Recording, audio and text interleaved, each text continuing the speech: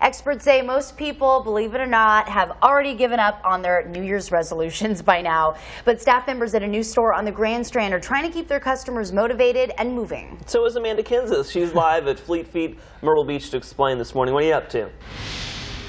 Yeah, it's always fun to go out and exercise and run when you have a new pair of kicks on, That's right? right. New That's shoes. right. New shoes makes the run go better, right? But the important thing is they have to fit right and be working for you That's instead of correct. against you. That's correct. But about what we've seen so far is about 80% of the people that come into our store are wearing the wrong size shoe. That's the first thing you have to pay attention to. One of the things that we like to do here is we like to make sure that we're taking into account what happens in your arch length when you're on your feet versus just sitting and being weighed. So that's why if you sit your foot up here, the first thing we're going to do is do what we call an unweighted measurement. Okay. So this is, there's no weight, you're not pressing down, and I'm going to measure both the toe length and the arch length, which is going to tell me, first, the toe length is just the first indicator. That's not what we're going to necessarily size on, but that's going to tell us, give us an idea of the start point.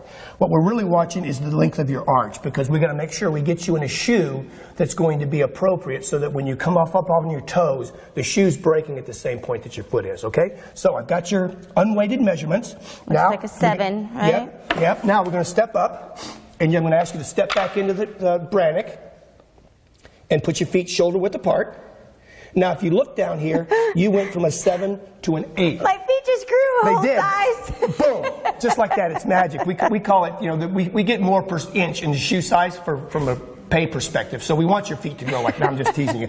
Anyway, so what that's telling us is you've got a lot of flexion in your arch. Now, you told me that you had some issues with your arches and your plantar before, so that does not surprise me much. And again, if you take a look, though, your arch length kind of comes up to about almost the same size. It's kind of unusual. It's not necessarily the same, but in your case, it just happens to be. But what we see there is you've got a one size difference. So that's telling us there's some instability in the arch, okay?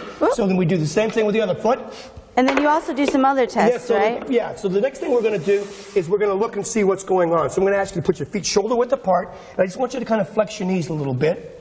Yeah, see, what I'm looking for is I can see how your arch is flattening out. So those are two things that we would need to take into account to make sure we got you in the right shoe. All right, we're going to keep searching for the right shoe all morning. And how about that guy's magic? My foot just grew a size. That guy's dedicated, too. He's really into it. I love his passion, I'll tell you what. Marathons are coming up soon across the country and our area as well. Many people are training, getting ready for those runs, which is why a new store in the Grand Strand is staying busy. That's right. They are helping their customers get ready for those runs. ABC 15's Amanda Kinsis is live at Fleet Feet, Myrtle Beach to explain. Yeah, and check it out. I got some shoes on right here. I've been trying on several pairs, and I tell you what, you guys really know your stuff as far as, you know, sizing and whatnot. And something that you mentioned, Kathy, that is also important is sports bras for women, the size. You bet. You said a lot of people are not wearing the right size. It's estimated that 80% of women wear the incorrect size of sports bra. That's a lot. Yes, yes it is. Sure is. So you know, what should women do, and why is that important to be in the right size? First of all, I mean, well, right size. Because it hurts if you're not. It hurts. The right size is so important because you want to, you know, prevent as much chafing as possible, and you want to make sure that you don't have excess bounce when you are running, because the ligaments here, they're there for a lifetime, and if they relax, then you've got droop. Not good. So anyway, what we do here, we have a measuring process. Which would you like for me to show you that real quick? Sure. All right. So Chelsea's going to hold her arms up. We take a measurement here, and then we take a measurement across the fullest part of the chest. We do a bit of math, and we come up with your cup size. Okay. And our job is to educate you and help you get in the right size of bra for you, so that when you're exercising, that you can, you know, concentrate on exercising rather than pain, chafing, or excess bounce. And we have a full array of bras here that can fit you. All sorts of stuff. You bet. Well, it's important. It's important to be in the right stuff so you have a great workout. Bingo. Guys. Perfect. Very cool. Thanks for the tips. We're talking about shoes, talking about getting ready for those marathons all morning, so keep it here. Experts say most people have already given up on their New Year's resolutions by now. So staff members at a new store on the Grand Strand are trying to keep their customers motivated and moving. ABC 15's Amanda Kinseth is live this morning at Fleet Feet Myrtle Beach to explain. Good morning.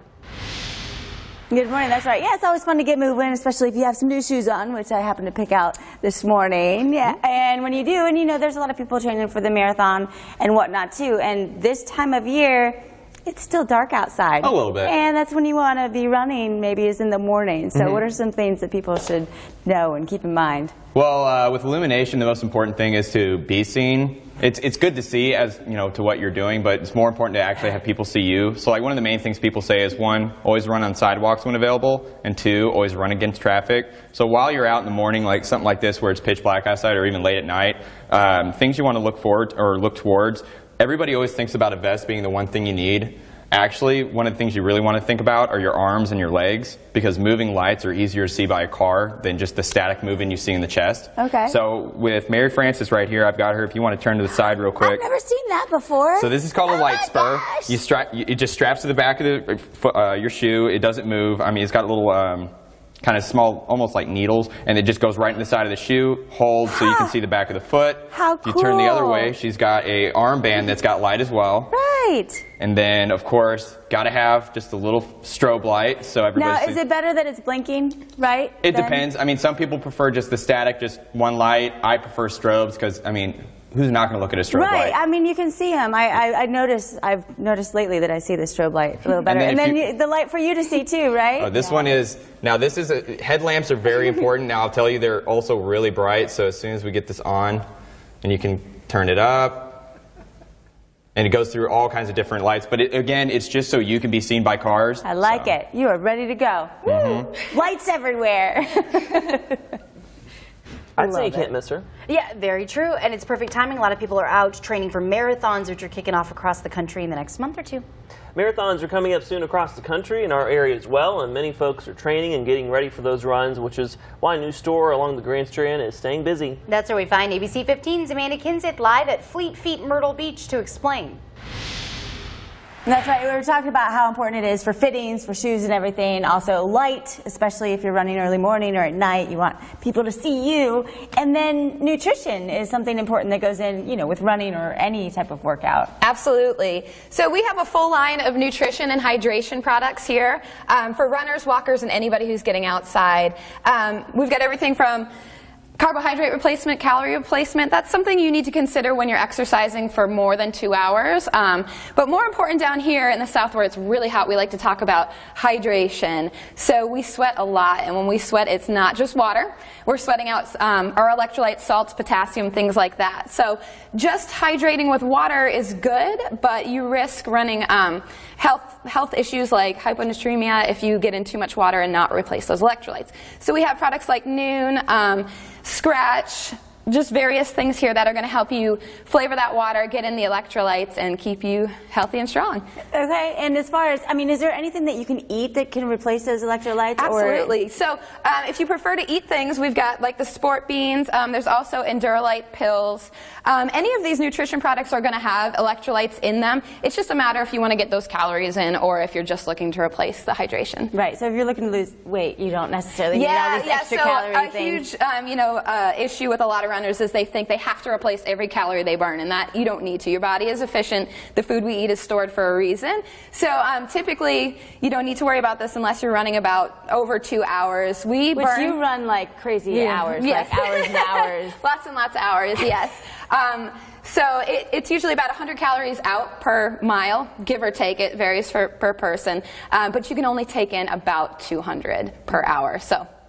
All right, well, I got to show people this because I learned a very cool new thing today. Yeah. Will you show the runner's knot? Absolutely. And what that is? I am super excited. So here we're got to undo it a little bit because I've got it in there. I'll help you. It. Yes. So the runner's knot is it's also called a heel lock, and what it does is it's going to keep that shoe on a little bit tighter for people who feel that the shoe's slipping. So we'll just undo this side so you can see it. So that extra hole on the back of your laces, a lot of people wonder, what is that for? Well, all you need to do is, if your shoes come like this, you're going to take the lace, make a little loop, kind of like a bunny ear. Do the same on the other side. Bunny ear. There you go. Bunny ear. I feel like I'm I have 4 and kids. I'm learning. Yeah, I have kids. I my shoe. So you Okay. take the lace, bring it across through the loop. Do the same on the other side. Wiggle it tight. Just like that. There you go. And it makes your foot stay in Yep, better. and so you can show, go ahead and try to lift your heel. See, she's not sliding back How there. cool. Yeah. Look, who knew that you would still learn how to tie your shoe when you're an adult? I never learned how to tie my shoes. Yeah, I'm not surprised. You don't have to tie them anymore, right?